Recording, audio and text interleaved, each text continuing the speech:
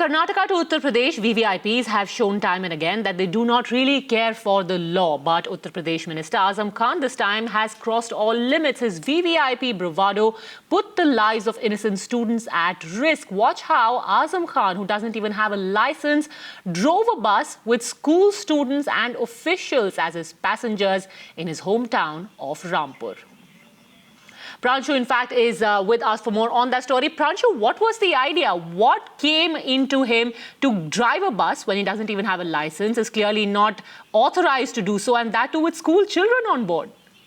Well, see, Azam Khan is at least personally known for his high-handed behavior. We all know that he came to the limelight for all bad reasons and his buffaloes have gone missing. Day before yesterday in Rampur, he was flagging off the government's Lohia Gram Seva bus scheme, which under which the buses were to ply in the rural areas. There were several passengers, which also included some children of school-going age.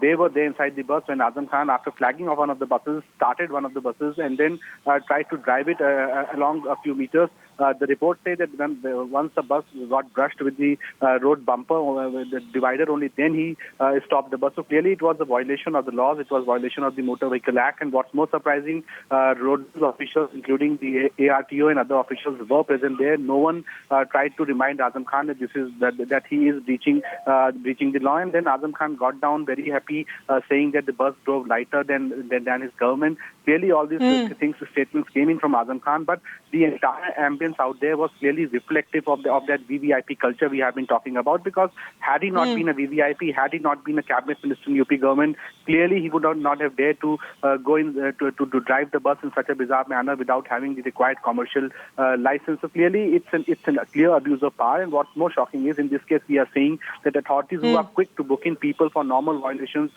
to look other way when Azam Khan was so blatantly, openly violating the Motor Vehicle Act. Oh, absolutely. When a VVIP is behind the wheel, who dare stand up to him and tell him that he is in violation of the law? And look at how Azam Khan himself reacted to this cheap PR stunt. So what if a few lives were endangered in the process? Rampur में लोहिया एक बस की शुरुआत की है। दो बसों की शुरुआत हुई है और खुशी की और अच्छी बात यह है ग्रामीण सज्जनों के लिए कि उनके गांवों से लेकर ये बसें आएंगी और उनका सामान रखने के लिए, दूध वगैरह की सुविधा के लिए इसमें आरामदेह रैक्स बनाए गए हैं और बढ़ेगी ये तादाद। अभी हमने मंत्री जी से बात की है तो कल ही कुछ बसें और रवाना हो जाएंगी रामपुर के लिए। सर, आपने खुद ड्राइव करके देखा है, कैसा लगा आपको ड्राइविंग? क्योंकि हमने तो पहली बार आपको देखा। सरकार की गाड़ी से हल्की चली। Pranshu, it was a transport department event. Did anyone at all even object or try and point out gently to the minister that perhaps he could cause a major accident? And these were little school children who he was carrying as passengers. If he wants to endanger his life, fine. But what right does he have to do the same for these children?